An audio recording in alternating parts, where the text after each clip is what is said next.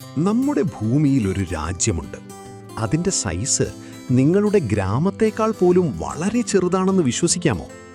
എന്നാൽ ആ രാജ്യത്തെ റോഡുകളിലൂടെ നമ്മുടെ നാട്ടിലെ ഓട്ടോ പോലെ കോടികൾ വിലമതിക്കുന്ന ലംബോർഗിനി, ഫെറാരി കാറുകൾ ഓടി നടക്കുന്നുണ്ടാകും. അവിടെ ഇൻകം ടാക്സ് എന്നൊരു വാക്കേ ഉണ്ടാകില്ല. അതുപോലെ അവിടെ കാണുന്ന രണ്ടാമത്തെ ആളും ഒരു കോടീശ്വരനായിരിക്കും. ഈ വീഡിയോയിലൂടെ ഞാൻ നിങ്ങളെ അത്തരം 3 അത്ഭുതകരമായ രാജ്യങ്ങളുടെ ടൂറിലേക്ക് കൊണ്ടുപോകാൻ പോവുകയാണ്. വരൂ, അതിലൊന്നായ മൊണാക്കോ രാജ്യത്തിന്റെ സൈസ് എത്ര ചെറുതാണെന്ന് വെച്ചാൽ ഒരുപക്ഷെ നിങ്ങളുടെ ഫോർട്ട് കൊച്ചിയേക്കാൾ വളരെ വലുതായിരിക്കും. നിങ്ങൾ രാവിലെ മൊണാക്കോയിൽ വാക്കിങ്ങിനിറങ്ങിയാൽ വെറും 1 മണിക്കൂറിനുള്ളിൽ മൊത്തം രാജ്യവും ചുറ്റി നടന്നു കാണാം. കാരണം വിസ്തീർണത്തിന്റെ കാര്യത്തിൽ വത്തിക്കാൻ സിറ്റിക്കു ശേഷം ലോകത്തിലെ ഏറ്റവും ചെറിയ രണ്ടാമത്തെ രാജ്യമാണ് മൊണാക്കോ. ഇതിന്റെ മൊത്തം വിസ്തീർണം വെറും 2.02 സ്ക്വയർ കിലോമീറ്റേഴ്സ് മാത്രമാണ്. നമ്മുടെ ഇന്ത്യയിലെ സാധാരണ ജനവാസമുള്ള ഗ്രാമങ്ങൾ പോലും മൊണാക്കോ രാജ്യത്തേക്കാൾ വലിയ സൈസുള്ളവയാണ്. ഇനി മൊണാക്കോയിൽ കാൽ വയ്ക്കുമ്പോൾ തന്നെ നിങ്ങൾ വേറെ ഏതെങ്കിലും രാജ്യത്തല്ല, മറിച്ച് എന്തോ ഒരു മാന്ത്രിക ലോകത്താണെന്ന ഫീല് കിട്ടും. അവിടെ ദാരിദ്ര്യമെന്ന വാക്കേയില്ല. ഈ രാജ്യത്ത് ടാക്സ് ഫ്രീ ആണ്. മൊണാക്കോയിലെ ജനങ്ങൾ തങ്ങളുടെ സമ്പാദ്യത്തിൽ നിന്ന് 1 രൂപ പോലും ഗവൺമെന്റിന് ടാക്സ് അടയ്ക്കുന്നില്ല. അതുകൊണ്ടാണ് ലോകമെമ്പാടുമുള്ള ഫേമസ് കായിക താരങ്ങളും ഹോളിവുഡ് താരങ്ങളും അവിടെ സിറ്റിസൺഷിപ്പിനായി വെയിറ്റ് ചെയ്യുന്നത്.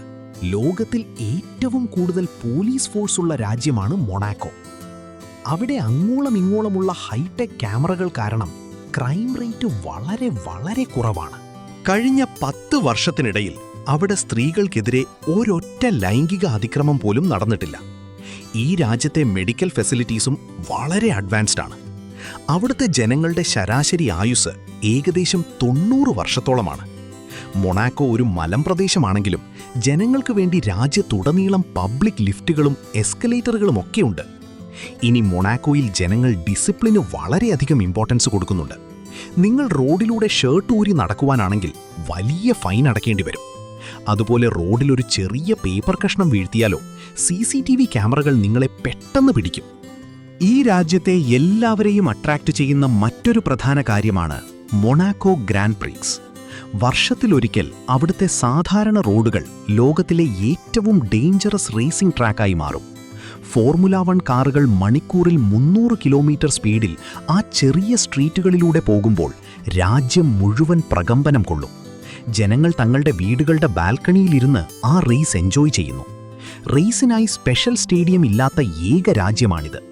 റേസ് നടക്കുന്ന ടൈമിൽ റോഡുകളിൽ സാധാരണ വാഹനങ്ങൾക്കും ജനങ്ങൾക്കും പെർമിഷൻ ഉണ്ടാകില്ല. നിങ്ങളുടെ വീടിന്റെ മുകളിൽ നിന്ന് നോക്കി ആ റേസ് കണ്ട് എൻജോയ് ചെയ്യാം. ഇനി മൊണാക്കോയുടെ സീഷോറിൽ 100 കണക്കിന് കോടി രൂപ വിലമതിക്കുന്ന യാച്ചുകൾ കിടക്കുന്നത് കാണാം. ഈ ലക്ഷറി ഷിപ്പുകളിൽ ഹെലിപാഡുകൾ, സ്വിമ്മിംഗ് പൂളുകൾ, പേഴ്സണൽ സിനിമാ ഹാളുകൾ എന്നിവയോടൊപ്പം മിനി സബ്മറൈനുകളുമുണ്ട്. ലോകത്തിലെ കുബേരന്മാർ തങ്ങളുടെ ലക്ഷറി ഷിപ്പുകൾ ഇവിടെ പാർക്ക് ചെയ്യുന്നത് വലിയൊരു കാര്യമായി ഫീൽ ചെയ്യുന്നു. അതുപോലെ അവിടുത്തെ മോണ്ടെ കാർലോ കാസിനോയെക്കുറിച്ച് തീർച്ചയായും പറയണം. 19-ാം നൂറ്റാണ്ടിൽ പണിത ഈ കാസിനോയുടെ ഡിസൈൻ വളരെ കിടിലനാണ്. എന്നാൽ അവിടെ ഒരു വിചിത്രമായ റൂളുണ്ട്. അവിടുത്തെ സ്വന്തം പൗരന്മാർക്ക് ആ കാസിനോയിൽ ഗാംബ്ലിംഗ് കളിക്കാൻ പെർമിഷൻ ഇല്ല. നമ്മളിപ്പോൾ മൊണാക്കോ വിട്ട് യൂറോപ്പിന്റെ പവർ ഹൗസ് എന്ന് വിളിക്കപ്പെടുന്ന മറ്റൊരു രാജ്യത്തേക്ക് പോകാം. അതാണ് ലക്സംബർഗ്. ഈ രാജ്യം ഏകദേശം 2586 സ്ക്വയർ കിലോമീറ്റർ വിസ്തൃതിയുള്ളതാണ്. അതായത് 3702 സ്ക്വയർ കിലോമീറ്റർ വിസ്തീർണമുള്ള നമ്മുടെ ഗോവ സ്റ്റേറ്റിനേക്കാൾ ഇത് വളരെ ചെറുതാണ്. എന്നാൽ വെൽത്തിന്റെ കാര്യത്തിൽ ലക്സംബർഗ് ലോകത്തിലെ ഏറ്റവും റിച്ചായ രാജ്യമാണ്. പെർ ക്യാപിറ്റ ഇൻകത്തിന്റെ കാര്യത്തിൽ ഈ രാജ്യം എല്ലാവരേക്കാളും മുന്നിലാണ്. ലക്സംബർഗ് നിയമപ്രകാരം അവിടെ ആരെങ്കിലും ജോലിക്ക് വച്ചാൽ മിനിമം 2700 യൂറോ സാലറി കൊടുക്കണം. അതായത് നമ്മുടെ കറൻസിയിൽ അതിൻ്റെ വാല്യൂ 90,000 രൂപ സാലറിക്ക് ഈക്വലാണ്. നമ്മുടെ നാട്ടിലെ പല എംപ്ലോയീസും ഒരു വർഷം മുഴുവൻ കഷ്ടപ്പെട്ടാൽ പോലും അത്രയും ഉണ്ടാക്കാൻ കഴിയില്ല. ഫ്രാൻസ്, ജർമ്മനി, ബെൽജിയം എന്നീ രാജ്യങ്ങളുടെ നടുവിലുള്ള ഈ ലക്സംബർഗ് ലോകത്തിനൊരു ഫിനാൻഷ്യൽ ഹബ്ബാണ്. അവിടെ ഓരോ ദിവസവും വലിയ വലിയ ബാങ്കുകൾ വഴി ആയിരക്കണക്കിന് കോടി രൂപയുടെ ട്രാൻസാക്ഷൻസ് നടക്കുന്നുണ്ട്. ഇനി ലക്സംബർഗിലെ കാറ്റ് എത്ര പ്യുവറാണെന്നും വെതർ എത്ര പീസ്ഫുൾ ആണെന്നും പറഞ്ഞാൽ അവിടെ ടൈം നിന്നുപോയതുപോലെ തോന്നും. ഈ രാജ്യത്ത് ഗ്രീനറി വളരെ കൂടുതലായതുകൊണ്ട് ഇതിനെ യൂറോപ്പിൻ്റെ ഗ്രീൻ ഹാർട്ട് എന്നും വിളിക്കാറുണ്ട്. എത്രയധികം പണമുണ്ടെങ്കിലും ലക്സംബർഗ് ജനങ്ങൾ വളരെ സിമ്പിളായി പീസ്ഫുള്ളായിട്ടാണ് ജീവിക്കുന്നത്. ലക്സംബർഗ് സൊസൈറ്റിയിൽ ആളുകൾ തമ്മിൽ വലിയ ട്രസ്റ്റുണ്ട്. ഈ രാജ്യത്തുള്ള മറ്റൊരു ഇൻട്രസ്റ്റിംഗ് ഫാക്റ്റ് എന്തെന്നാൽ മിക്കവാറും എല്ലാവരും 3 ലാംഗ്വേജസ് നന്നായി സംസാരിക്കും. അതിൽ ലക്സംബർഗിഷ്, ഫ്രഞ്ച്, ജർമ്മൻ ലാംഗ്വേജസ് വരും. ഇതുകൂടാതെ അവർക്ക് ഇംഗ്ലീഷും നന്നായി അറിയാം. ഇത്രയധികം ലാംഗ്വേജസ് കേൾക്കുമ്പോൾ നിങ്ങൾ ഒരേ രാജ്യത്താണെന്ന് തോന്നില്ല. വേൾഡ് മുഴുവൻ നിങ്ങളുടെ ചുറ്റുമുള്ള ഒരു ഫീല് വരും. ഇനി ലിച്ചൻസ്റ്റീൻ എന്ന രാജ്യത്തെക്കുറിച്ച് സംസാരിക്കാം. പലർക്കും ഈ രാജ്യത്തിൻ്റെ നെയിം പോലും അറിയാൻ സാധ്യതയില്ല.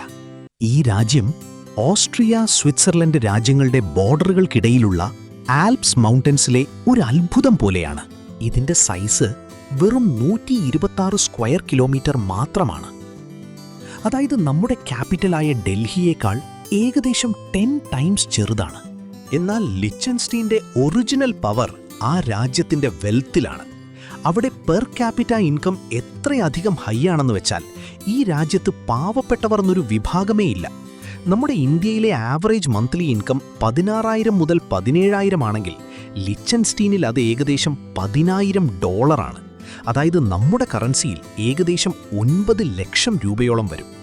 ഈ രാജ്യത്ത് വർക്ക് ചെയ്യുന്ന ഓരോ പേഴ്സണും വെറും ഒരൊറ്റ ഇയർ കൊണ്ട് ഈസിയായി മില്യണയർ, കോടീശ്വരനാകും. ഇത്രയധികം ഡിമാൻഡ് ഉള്ളതുകൊണ്ടാണ് ഓസ്ട്രിയ, ഹംഗറി തുടങ്ങിയ നെയ്ബറിംഗ് കൺട്രീസിൽ നിന്ന് ധാരാളം ആളുകൾ അവിടെ ജോലിക്കായി പോകുന്നത്.